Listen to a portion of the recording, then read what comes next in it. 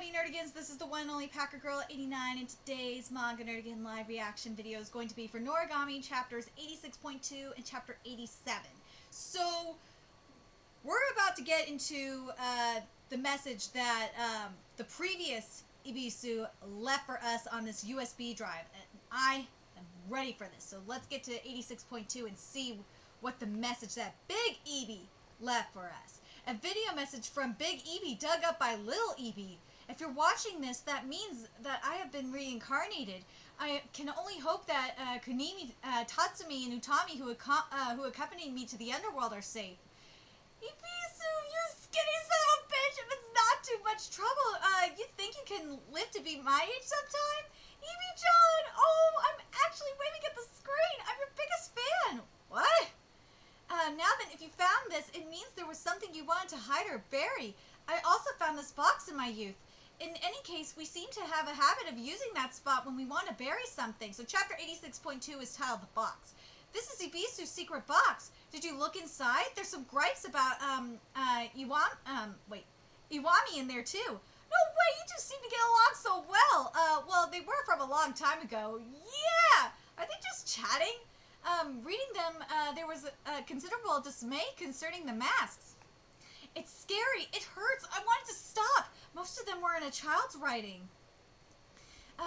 These were by no means a journal, but rather a record of complaints spanning many incarnations. Just reading these saps my motivation. Ebi-chan. But continuously digging up this box like this must come to an end, and so let's end it. This is merely hedging my risks. That was the first attempt at plunging into the underworld. I'd like to see that through. So just in case I made a backup of the mass data, I hid them in a document case in the second warehouse. Naturally, none of my Shinki or even Iwami know of this. That way the data will be kept safe. I transported all of the data there all on my own. Congratulate me. Wow, good going, Ebi-chan. Seriously, that was smart. So please come with me to help retrieve that data. We don't know much about the sorcerer, so we should do some information gathering before we fight him. Yeah! Deflate. Oh, God. So, where is that document case? Holy shit, they have to search that whole friggin' room? Did you just call us out here for annual labor? We really did need the god of poverty here. If there's anything you don't understand, the 7 gods of fortune are good to ask. If you're even in trouble, Ukuni-nushi has your back. Bishima may be a god of war, but her Shinki have studied many interesting disciplines. Wording's full of shit. Otherwise, there is Tenjin, who, due to originally being human, he has a good balance with the gods and can impart his wisdom. Also, have you made any friends? It's like, the more I watch him, the more I like him. Oh, sorry, it's just that I recently met a strange pair. A nameless god and a new Hafuri. Iwami told me that it was a lost cause, but if I was going to descend into the underworld, I wanted a strong weapon, so I gave it a shot to try and buy that Hafuri. When I did so, both their eyes glazed over at the money and tried to sell each other. Sell me? Are you trying to sell me? What about you? You trying to change jobs on me? Was this really a master and his Hafuri? I had thought they would share a special bond, but it was quite the dreadful spectacle. Even Iwami said, "What a disgrace! It was so unusual to hear him say something negative that it actually made me laugh. But to be able to lay out their most base emotions with each other like that made me think their relationship was an amazing friendship." Oh, come on, computer. Let me scroll, damn it! Oh, gosh. Swear to God. Stupid computer. This is why I need to upgrade my shit. And I hate being broke. Ugh. So is everyone well? Are you working well with Iwami? He doesn't speak much about himself. Is Iwami doing all right? To be honest, he's the one I'm the most worried about. He is a vessel valued more than anything after all. Damn it! Swear to God.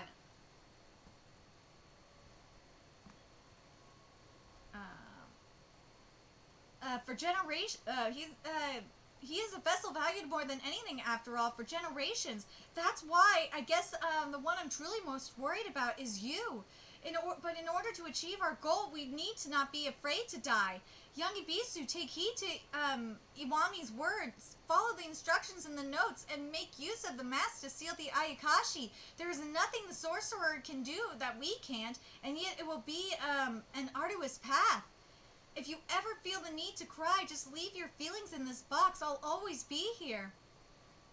I wanted to talk to you. It must have been hard, but it's all right. You don't need to worry. I'm on a different path now. Thank you for protecting me, past me. Is here all right? Yes, thank you. Okay, we're getting back to the Hiyori Nora content.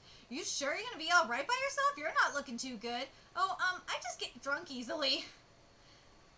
Phew, so Yato is here?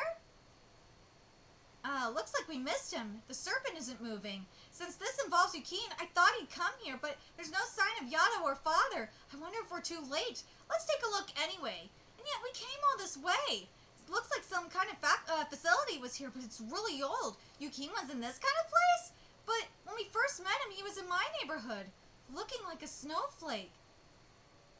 Oh my god. Yukine! Yukine-kun! Nora, catch him, he's right there!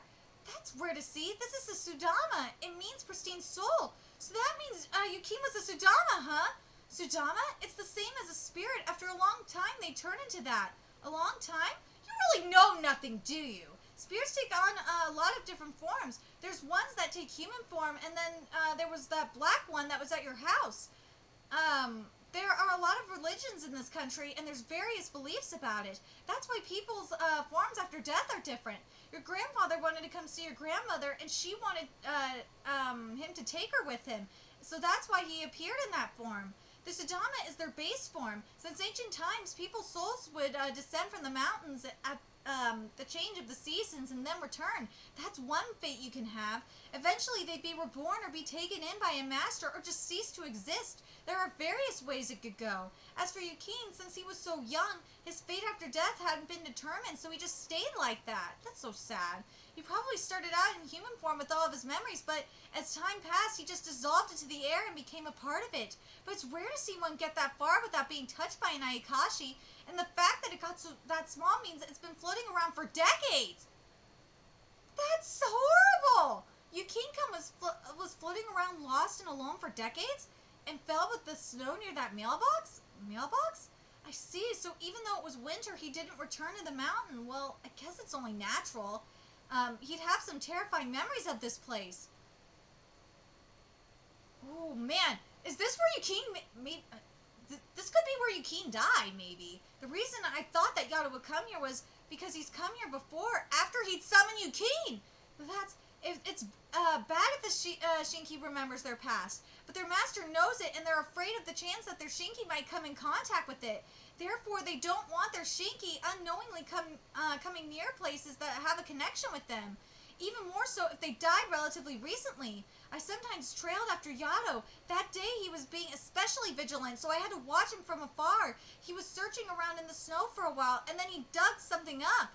It looked like a refrigerator. I couldn't see it inside, though.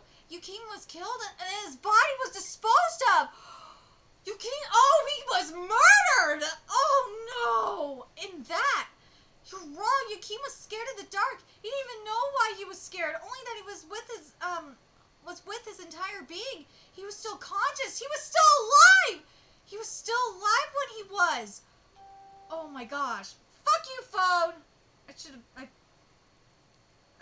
Sorry. When the contents of the box are discovered. Okay, let's get to chapter 87. Oh my god. Mountains abandoned, buildings, a refrigerator, a man, words. Each time he sees it, the memory becomes clearer. See ya, Hagusa. And chapter 87 is titled The Way to Darkness. You all right? Oh, so now we're with Yukine and father. So wait a minute. Was he alive? Wait. So, did he die in the fridge? Yeah, he was killed and he was attacked and he was left in the fridge alive and he died in the fridge. That's what I'm getting anyway.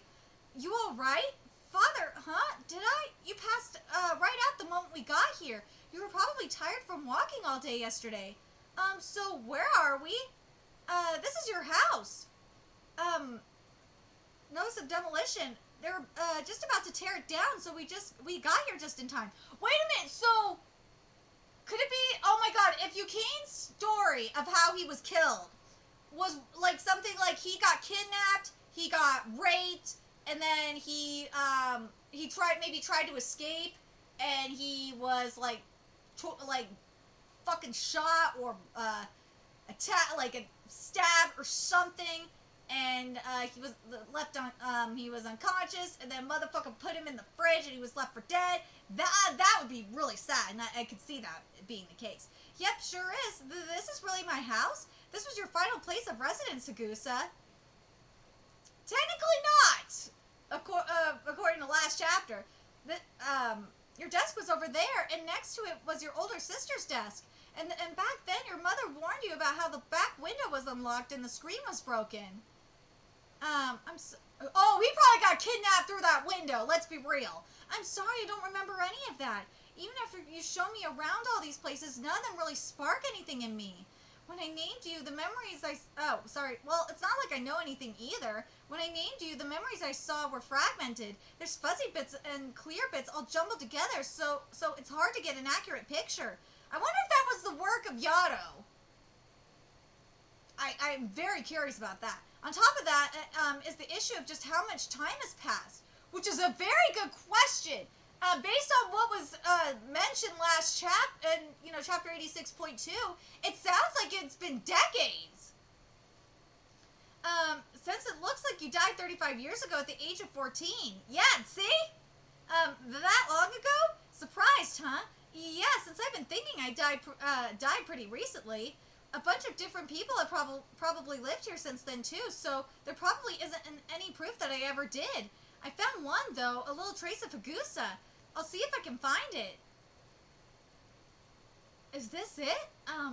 If it was from 35 years ago, it should be pretty old. So the boy's name here. So does that mean my name is Haru? That's right, Hagusa. I know I'm Hagusa, but Haru. That's a nickname though, not his real name. It won't reveal the god's secret, but why did that make him look so happy? Is he still hoping for something else, even though he's dead? So is this Yuka, my big sister? Yeah, I knew it. What's her last name? With eyes like that, instead of crushing this kid all at once, I think it would be better to give him a little push and put him down on that path all on his own. Oh, that sadistic bastard! You know why he's doing this shit too? He's doing this to punish Yato. He's doing this to fuck with Yato, that bitch. Why don't you try finding that out on your own? Aw, but I'm curious. So can I take a look around the area? There might be people who knew me. Don't get your hopes up, all right? But why are you telling me so much? Yato would never tell me anything. Yukine, use your goddamn brain. Seriously. I actually shouldn't be there. There are a lot of things that can hurt you, but I trust you, Hagusa. You want to know more about yourself, right? Right, thank you. I'll be back. Yes, go find yourself. Then weep and fall into despair. Then turn that unfocused rage into a weapon and sow calamity across the world. I go with you. Seriously, Yukine. Jesus Christ, just think about it. You should know better than this. You know what Father does to fuck... You know how Father wants to fuck with Yato. You know this. Just put two and two together, you stupid fuck. Like, God. I know he wants to figure... I feel like this shit's gonna backfire on Father. I really hope it does. I really hope this shit just backfires on him. I really, really hope it does. Please say it will backfire on his ass. I got a feeling it won't, but I really would love to see it backfire on his ass. That'd be amazing. Come on, okay. The heavens. Hagusa doesn't realize it, but he can become quite the vessel. The heavens have been split. I'll have to train that boy up for ease of use. Abuse. Oh, gosh. That fucker! Ugh!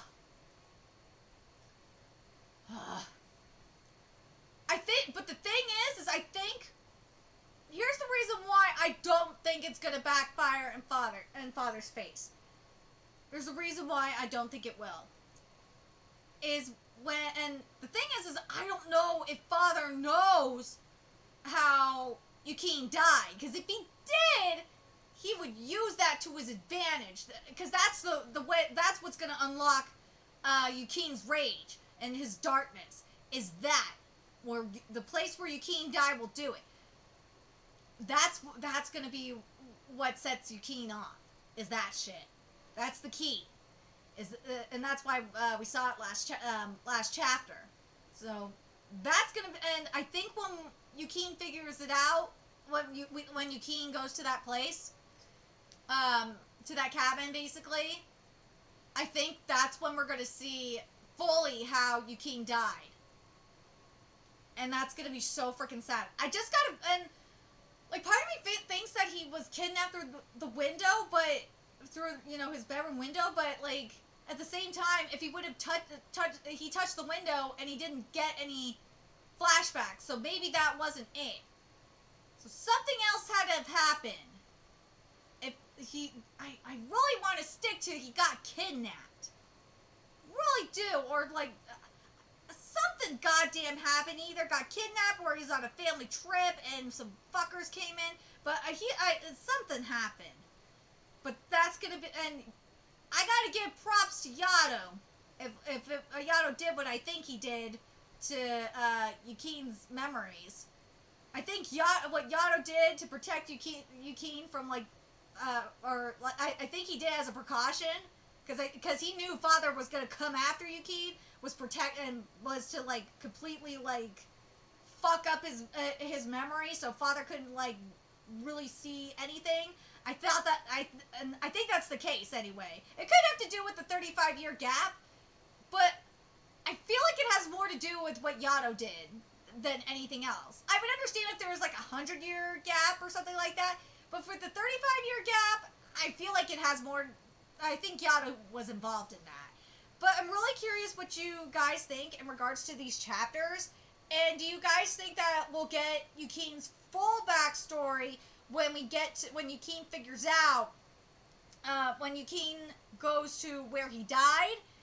And do you think that light, actually, you know what might come into play, and I just realized it, that spirit that we saw in A6.2 might actually come into play as well, because that represents the light of Yukine's soul. I think that little light that's there is gonna help.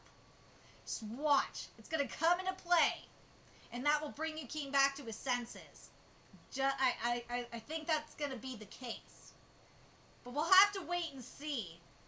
But otherwise, like, because I'm telling you, this was all Yato fucking protected Yukine. I swear to freaking God, with what he did.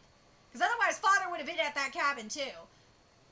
And I hope Nora doesn't freaking snitch. Seriously, Nora, don't goddamn snitch. Anyway, let me know your thoughts in the comment section below. And remember to like, comment, share, and subscribe to Nerdigans Inc. if you love what I'm doing and want to help keep this channel alive so I can keep bringing you more Noragami content. There's a few ways you could do that. You can donate to my Cash App, PayPal, GoFundMe, Patreon, or purchase something off my Amazon wishlist. All that's in the description box below. Also, make sure you follow me on Twitter, Twitch, Facebook, friend me on PlayStation Network. That's in the description box below as well. Till next time, Nerdigans, I'll be seeing you later. Bye!